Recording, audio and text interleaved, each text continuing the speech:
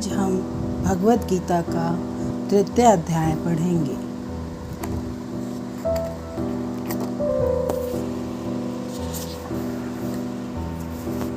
अर्जुन बोले, हे जनार्दन, यदि आप यह मानते हैं कि कर्म से श्रेष्ठ ज्ञान है, तो फिर आप मुझे इस भयंकर कर्म में क्यों लगाते हैं?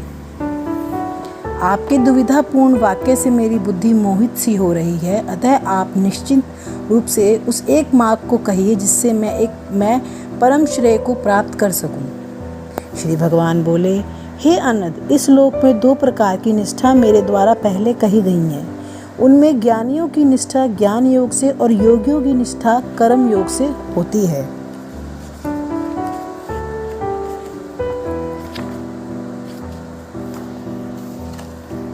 मनुष्य न तो कर्मों को आरंभ किए बिना निष्कर्मता को प्राप्त होता है और न ही कर्मों के त्याग मात्र से सिद्धि को प्राप्त होता है। कोई भी पुरुष किसी क्षण बिना कर्म किए नहीं रह सकता, क्योंकि प्रकृति से उत्पन्न गुणों के द्वारा परवश हुए सभी पुरुषों से कर्म करवा लिया जाता है। जो मूर्ख पुरुष कर्मेंद्रियों को हठ पूर्वक रोककर मन से इंद्रियों के भोगों का चिंतन करता रहता है, वह मिथ्याचारी कहा जाता है। हे अर्जुन, जो मनुष्य मन से इंद्रियों को वश में करके आसक्ति रहित होकर समस्त इंद्रियों के द्वारा कर्म योग का आचरण करता है, वही श्रेष्ठ है। तू नियत किए हुए श्रेष्ठ कर्म कर, क्योंकि कर्म के न करने की अपेक्षा से कर्म करना श्रेष्ठ है। अतः कर्म न करने से तेरा शरीर निर्वाह भी सिद्ध नहीं होगा। हे कौन्तेय, यज्ञ के लिए किए जाने वाले कर्म के अतिरिक्त अन्य कर्म में प्रवृत्त हुआ यह पुरुष जगत बंधनों में बंध जाता है। इसलिए आसक्ति होकर यज्ञ के निमित्त ही कर्म का अच्छा आचरण कर।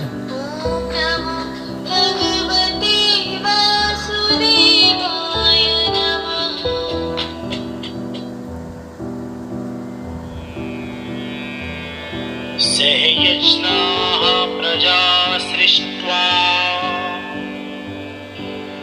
पुरोवाच प्रजापतिः अनेन प्रसविष्यध्वमेष गोस्त्वेष्टकामधुक्।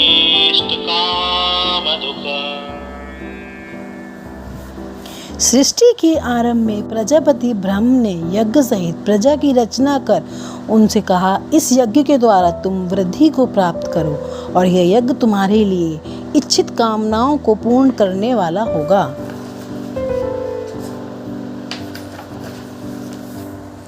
तुम लोग यज्ञ के द्वारा देवताओं की उन्नति करो और देवतागण तुम्हारी उन्नति करें। इस प्रकार परस्पर उन्नति करते हुए परम कल्याण को प्राप्त हो जाओगे। देवतागण यज्ञ द्वारा पोषित होकर तुम्हें इष्ट भोग प्रदान करेंगे। उनके द्वारा दिए हुए भोगों को जो पुरुष उनके दिए बिना ही भोगता है, वह चोर है।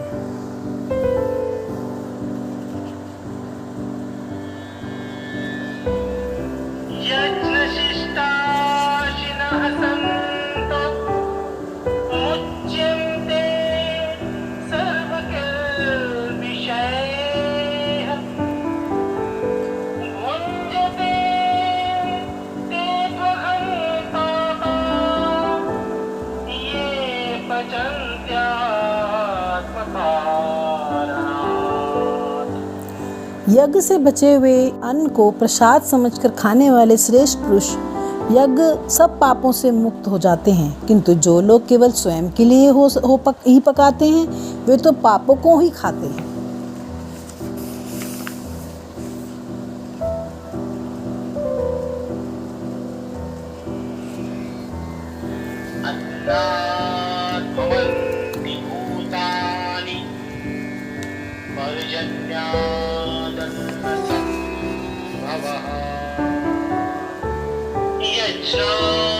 भवति पर्जन्यो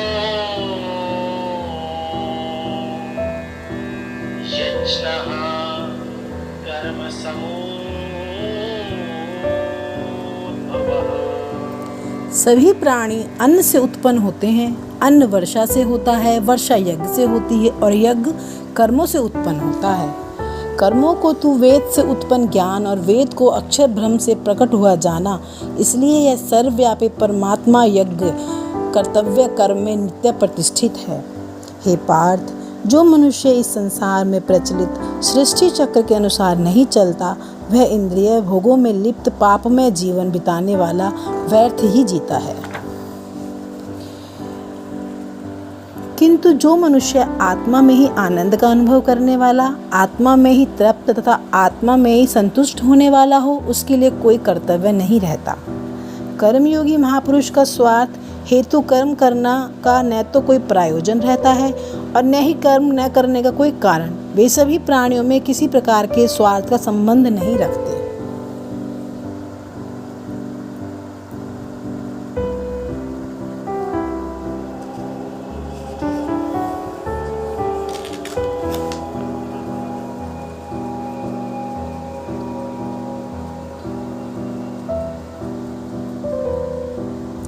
इसलिए तू आसक्ति रहित होकर सदैव कर्तव्य कर्म का आचरण कर, क्योंकि अनासक्त पुरुष कर्म करता हुआ परमात्मा को प्राप्त होता है।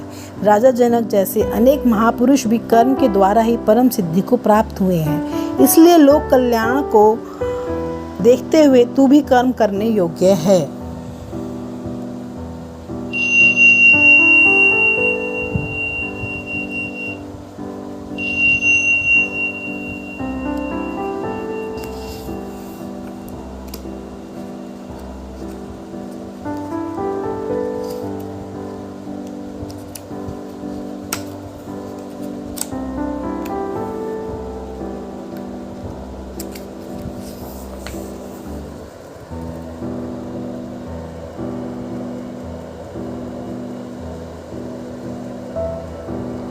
श्रेष्ठ पुरुष जैसा आचरण करते हैं, अन्य लोग भी वैसा ही अनुकरण करते हैं। वे जो कुछ कर दिखाते हैं, लोग भी उसका अनुसरण करते हैं। हे पार्थ, मुझे 3 लोकों में न तो कोई कर्तव्य करना शेष है, न ही कोई वस्तु प्राप्त करने योग्य बाकी है। फिर भी मैं कर्तव्य कर्म करने में ही लगा रहता हूँ। हे पार्थ, यदि मैं किसी समय सावधान होकर कर्तव्य कर्म न करूं, तो सभी मनुष्य मेरा ही अनुसरण करेंगे। यदि मैं कर्म न करूं, तो ये सब मनुष्य नष्ट भ्रष्ट हो जाएंगे और मैं संकटता का कारण बस समस्त प्रजा को नष्ट करने वाला बनूंगा। हे भारत, जैसे अज्ञानी जन कर्म फल में आसक्त होकर कर्म करते हैं, वैसे ही विद्वान पुरुष अनासक्त होकर लोक कल्याण की इच्छा से कर्म करें। ज्ञानी महापुरुष को चाहिए कि कर्मों में आसक्ति वाले अज्ञानी मनुष्यों की बुद्धि में संदेह उत्पन्न न करें, बल्कि स्वयं समस्त कर्मों को अच्छी तरह से करते हुए उनसे भी वैसे ही कर्म करवाएं। सारे कर्म प्रकृति के गुणों द्वारा किए जाते हैं, परंतु अहंकारी और अज्ञानी मनुष्य मैं ही करता हूँ ऐसा मान लेता है। हे महाभाव, गुण विभाग और कर्म विभाग के तत्व को जानने वाला ज्ञानी पुरुष गुण ही गुणों में बरत रहे हैं ऐसा मानकर उनमें आसक्त नहीं होता। प्रकृति के गुणों से मोहित हुए अज्ञानी पुरुष गुण और कर्म में आसक्त रहते हैं। न समझने वाले अज्ञानी व मंद बुद्धि पुरुषों को ज्ञानवान पुरुष विचलित न करें। तू अपने चित्त को स्वयं में लगाकर संपूर्ण कर्तव्य कर्मों को मुझ में अर्पण कर कामना, अहंकार और संताप रहित होकर युद्ध कर।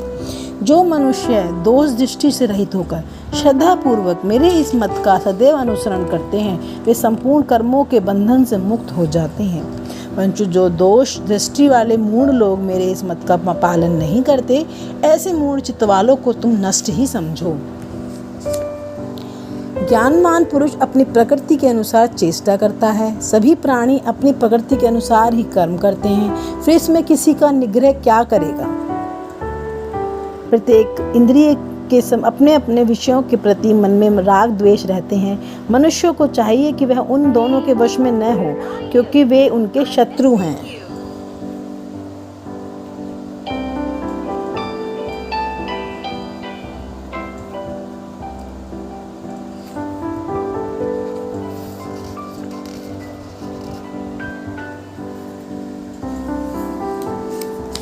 अच्छी तरह से आचरण में लाए हुए अन्य कर्म की अपेक्षा अपना दोषयुक्त धर्म ही श्रेष्ठ है, क्योंकि अपने धर्म में तो मरना भी कल्याणकारक है, किंतु दूसरे का धर्म भय देने वाला होता है।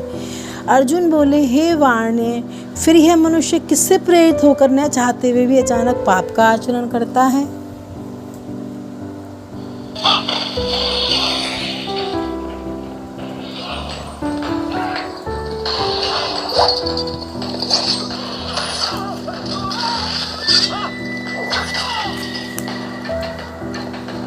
श्री भगवान बोले, यह रजोगुण से उत्पन्न हुआ काम कामना ही है। कामना से क्रोध उत्पन्न होता है, वह यह कभी तृप्त न होने वाला महापापी है। तू इसको ही शत्रु जान। जैसे धुएं से अग्नि, धूलि से दर्पण और भ्रूण गर्भाशय से ढका रहता है, वैसे ही काम कामना के द्वारा ज्ञान ढका होता है। हे कौन्तेय, इस अग्नि के समान कभी तृप्त न होने वाले और विवेकियों के नित्य शत्रु काम कामना के द्वारा मनुष्य का विवेक ढका हुआ है। इंद्रियां, मन और बुद्धि काम कामना के निवास स्थान कहे जाते हैं। इन्हीं के द्वारा ये ज्ञान को ढककर देही पुरुष को मोहित कर लेते हैं।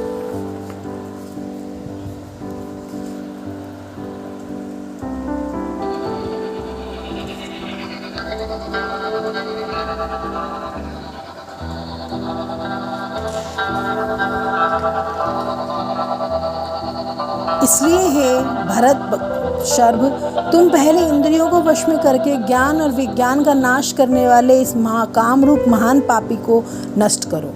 काम इंद्रियां स्थूल शरीर से श्रेष्ठ हैं, इंद्रियों से श्रेष्ठ मन है तथा मन से अधिक श्रेष्ठ बुद्धि है और बुद्धि से भी उच्च आत्मा है। हे महाभाव, इस प्रकार बुद्धि से सर्वश्रेष्ठ आत्मा को जानकर बुद्धि के द्वारा मन को वश में करके तू इस काम रूप शत्रु को मार डाल। इसी के साथ हमारा तृतीय अध्याय समाप्त होता है। जय श्री कृष्ण।